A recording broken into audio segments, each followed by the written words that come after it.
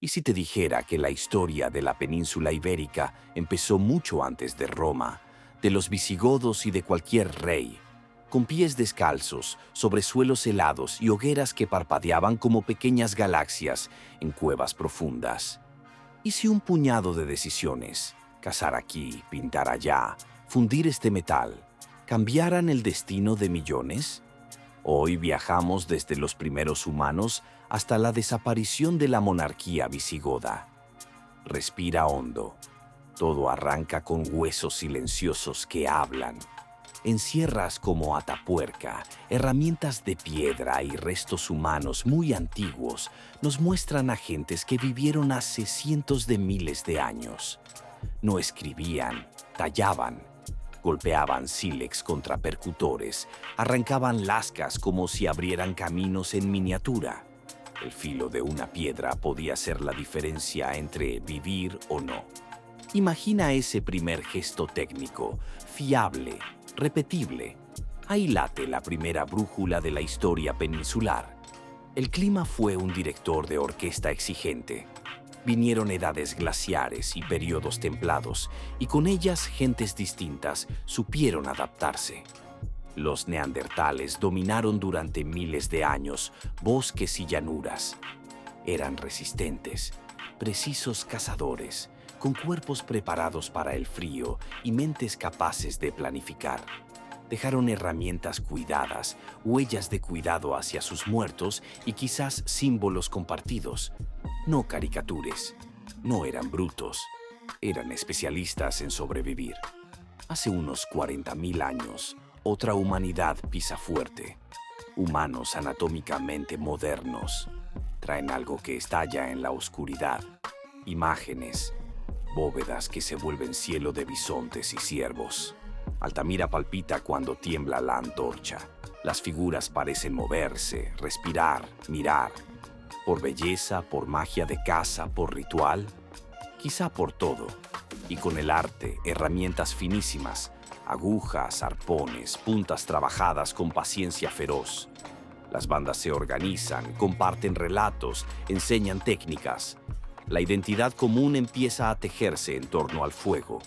Mientras el hielo retrocede, suben los mares, giran los bosques. En el Mesolítico, las comunidades combinan caza, pesca y recolección. En los abrigos levantinos, arqueros corren, recolectoras trepan, colmenas vibran. Pintan el movimiento mismo, como si congelaran una coreografía de vida. ¿Qué se siente al dejar tu silueta, tu gesto, para que un ojo del futuro la siga? La península aprende a contar su historia con pigmentos y caminos. Luego el giro que lo cambia todo. El Neolítico. No es una moda, es un pacto nuevo con la tierra. Se siembra trigo y cebada, se domestican cabras y ovejas, se pule la piedra hasta convertirla en herramienta dócil y duradera. Las casas se hacen más estables, los suelos se apisonan, las paredes se encalan. Aparecen cerámicas con improntas de concha, decoradas como si cada olla guardara una canción. ¿Comodidad? Mejor llamémosla disciplina. Sembrar, regar, cosechar, almacenar, repetir. El calendario entra en las costumbres y deja su tic-tac en las vidas. El paisaje se monumentaliza. Surgen megalitos, dólmenes, toloi, alineamientos que hacen del horizonte un mapa de memoria. Levantar toneladas de piedra requiere manos, cuerda, técnica y propósito. ¿Por qué tanto esfuerzo para quienes ya no están? Porque la comunidad descubre que necesita raíces visibles. En esos pasillos de piedra, el tiempo se vuelve obra humana. La península brilla con brasas nuevas, el cobre primero, el bronce después. Los millares, en el sureste, levantan murallas, bastiones, necrópolis, talleres que exhalan humo de fundición. El metal reorganiza el poder. Quien controla minas y hornos influye en rutas y pactos. Fue el primer motor de desigualdad. Es probable que una pepita ardiente creara distancia entre manos. En el oeste y norte, el estaño atlántico conecta puertos y rías. La cultura campaniforme expande su copa en forma de campana. un estilo que es también una red social prehistórica. En el sudeste, el argar pule la vida con rigor. Casas adosadas, ajuares medidos, sepulturas bajo las viviendas, jerarquías claras. Allí la autoridad se vuelve cotidiana, administrativa, casi geométrica. Pero no todo es uniforme. Castros pétreos en el noroeste, llanuras centrales que piden movilidad, sierras que fragmentan, costas que llaman. El mosaico ecológico produce un mosaico cultural. Esa diversidad será la clave de casi todo lo que viene después. Y llegan velas desde el este. Fenicios, maestros del comercio, fundan enclaves costeros y traen púrpura, alfabetos, pesos y ánforas. Gadir destaca en la tradición como plaza temprana, símbolo de ese Mediterráneo que no solo trae objetos, trae ideas. ¿Qué cambia cuando un puerto abre su puerta al mundo? Cambia el valor de la sal, del pescado, del metal, de la palabra. La lengua se vuelve esponja. Más al norte, griegos fundan Emporion y otros emporios. Llegan cerámicas finas, monedas que son confianza encapsulada, formas nuevas de ciudad. La península queda tensada entre influencias fenicias y griegas, mientras en su interior crece un mundo propio, íberos al este y sur con ciudades, esculturas y escritura.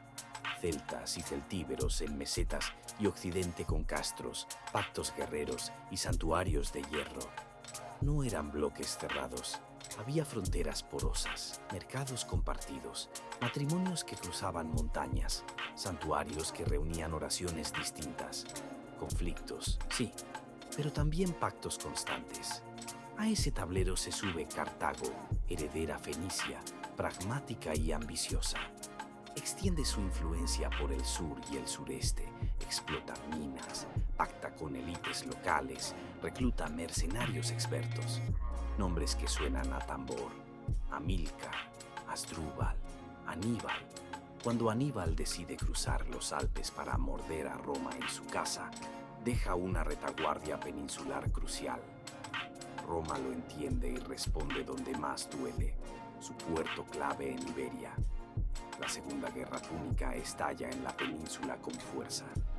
Escipión, joven y audaz, toma Cartagena, corazón logístico de Cartago en Hispania. ¿Puede la caída de un puerto provocar un terremoto político? Sí. Con campañas tenaces, Roma se abre paso, derrota a Cartago y queda con Hispania como nuevo horizonte. Pero la conquista romana no es una carrera de 100 metros. Es una maratón a través de montes y ríos. El oeste resiste con un hombre legendario, Viriato, un líder lusitano que convierte la geografía en aliada. Golpea y se esfuma, conoce atajos que no están en ningún mapa romano. La meseta arde y se apaga, arde y se apaga. Más al interior, Numancia se convierte en símbolo celtibérico de obstinación. Asediada, cercada, hambrienta, aguanta con dignidad. ¿Cuánto vale la dignidad cuando todo está perdido? Roma responde con ingeniería y paciencia. Murallas, fosos, turnos, desgaste. Vence no solo con espadas, sino con logística. Augusto concluye la conquista con las guerras cántabras. A partir de entonces, Hispania se organiza en provincias, Bética, Lusitania y Tarraconense, y se cubre de calzadas, puentes y acueductos. Los ríos, antes fronteras, se vuelven autopistas de mercancías. Minas enormes como las médulas abren montes con la fuerza del agua encauzada. Una ingeniería que truena como tormenta. ¿Qué es la romanización? Un contrato tácito, leyes, lengua e impuestos a cambio de paz, caminos y mercados. No todos ganan lo mismo, pero muchos encuentran margen para prosperar. Hispania devuelve talento en abundancia.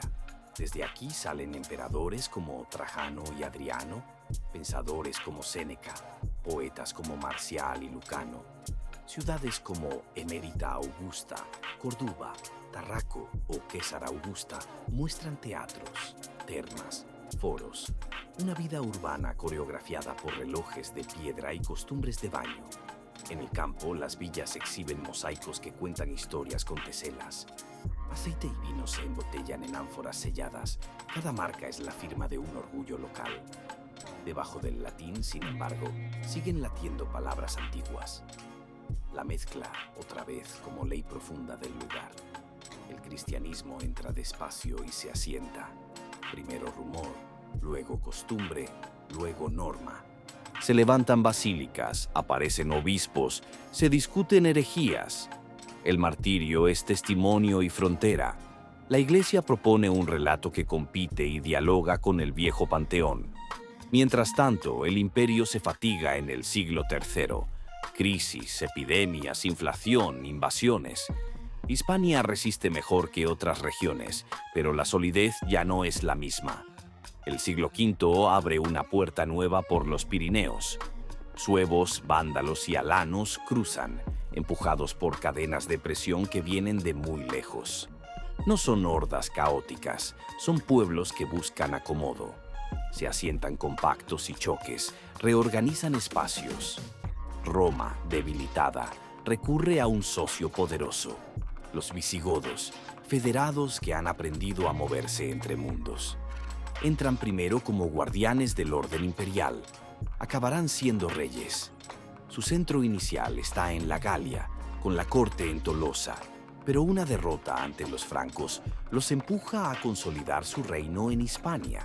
Toledo emerge como corazón político, una capital que late con concilios y coronas. ¿Qué cambia para la península? Una élite guerrera se esfuerza por transformarse en élite gobernante. Leovigildo marca autoridad con campañas firmes, ciudades controladas y monedas con su nombre. La corona reclama obediencia. La administración enfila sus piezas. El mapa se rellena con más tinta visigoda. El gesto que pega el reino no es solo militar, es religioso. Recaredo abandona el arrianismo y abraza el catolicismo. No es una ceremonia más. Es un pacto con la Iglesia y con las élites hispano-romanas. Los concilios de Toledo se vuelven parlamentos sagrados donde obispos y nobles discuten leyes, conducta, sucesión. La religión ordena y legitima. La política se arropa de teología. La ley, recogida y reformada, busca unificar a godos e hispano-romanos bajo un mismo código. La cultura no se apaga. Isidoro de Sevilla compila saberes que resumen el mundo. Su empeño por clasificar es una defensa de la memoria de Roma. En iglesias y monasterios, la letra sostiene el hilo de la tradición. En el habla diaria, el latín evoluciona hacia nuevas mutaciones que siglos después serán lenguas. Entre granjas y palacios, la vida rítmica de cosechas, diezmos y concilios marca el calendario. Pero el reino no es un bloque inmóvil. Vibra con fisuras. La monarquía visigoda es selectiva. Esa virtud negociadora es, a la vez, un peligro. Cada sucesión es un sismo. Familias nobles compiten, se tejen conspiraciones, se suman destierros. ¿Cómo gobiernas cuando cada muerte del rey abre una grieta? Con prudencia a veces, con violencia a otras. Wamba sube y baja, Hervigio trama, Ejica endurece. Las alianzas cambian de color como si fueran capas de un manto inquieto. La corte es tablero, las provincias son piezas. El campesinado paga el precio. En el sur, otra presión. Bizancio controla durante décadas plazas costeras, recordando que el Mediterráneo ya es un mar con demasiados árbitros. Los visigodos recuperan esos territorios, pero el aviso queda. El mapa nunca es definitivo. Además, lejos, muy lejos, un nuevo poder crece al ritmo de una fe expansiva.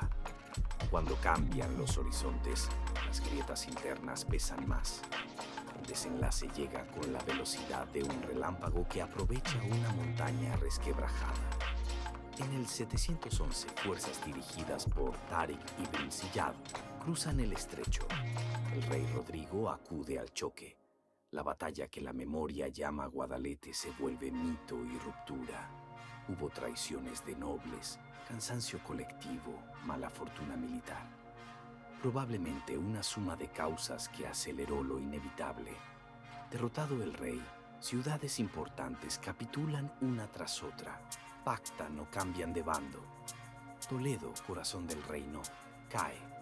Después la estructura entera se deshace como un tejido húmedo. Desaparece el mundo visigodo con la misma rapidez. La historia no apaga luces de golpe. Quedan leyes, costumbres, nombres, iglesias. Quedan familias que negocian su futuro en el nuevo orden. Pero la monarquía visigoda, como institución compacta que unía corona, nobleza e iglesia en concilios y códigos, se rompe. En el norte, pequeñas resistencias dibujarán nuevos relatos. En la mayor parte del territorio se instala una gramática política diferente, con lenguas de poder y redes comerciales nuevas. La península vuelve a hacer lo que mejor sabe: mezclar. Mira atrás con calma. ¿Qué une a los bisontes de Altamira con los cánones de Toledo? La necesidad de ordenar el mundo, de darle forma con imágenes, con leyes, con rituales. ¿Y qué separa a Viriato de Recaredo? El escenario, no la tensión entre libertad y autoridad, entre periferias que reclaman y centros que organizan. La península ha sido siempre plural: montañas que protegen, mares que conectan, llanuras que alimentan. Cada oleada, fenicia, griega, romana, visigoda, no borra la anterior, la reescribe. Quedan debates vivos que alimentan la curiosidad. La antigüedad de ciertos asentamientos fenicios, el alcance real de Tarteso como reino o red, los ritmos de la romanización en rincones abruptos, la combinación de fe y estrategia en la conversión de Recaredo. La historia no es una sentencia, es una conversación sin fin. Y en esa conversación, la península ibérica aprende a cambiar sin dejar de ser la misma tierra de montes, puertos y mesetas. Imagina ahora escenas separadas por siglos y unidas por el sol. Un pastor del bronce que mira amaneceres junto a un dolmen y calcula, sin palabras escritas, cuándo mover su rebaño. Un mercader fenicio que cuenta ánforas, pesa lingotes y pregunta por vientos. Una mujer íbera que modela cerámica mientras escucha historias de guerreros y dioses locales. Un ingeniero romano que calcula el ángulo exacto para que un arco sostenga agua sobre un valle. Un obispo toledano que pule cánones con tinta oscura, preocupado por la conducta de reyes y nobles. No se conocieron, pero vivieron sobre la misma roca. Sin saberlo, empujaron la rueda. Cuando la monarquía visigoda se deshace, no cae un telón, se abre otro. Nuevos nombres, nuevas voces, nuevas rutas. El pulso profundo, sin embargo, permanece. El arte de mezclar, de negociar con el paisaje, de sacar ventaja de la diversidad.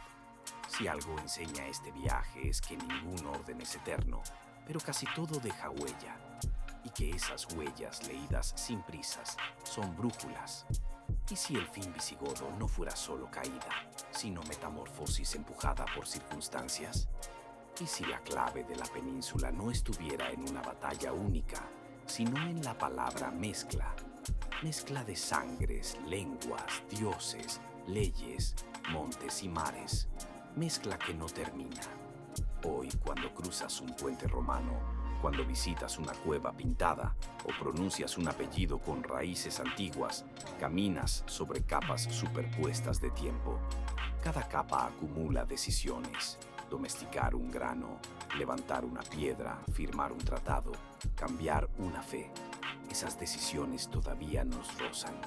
Quizá mañana mires una colina y veas un castro, escuches una palabra cotidiana y reconozcas su rumor latino, o incluso un eco prerromano.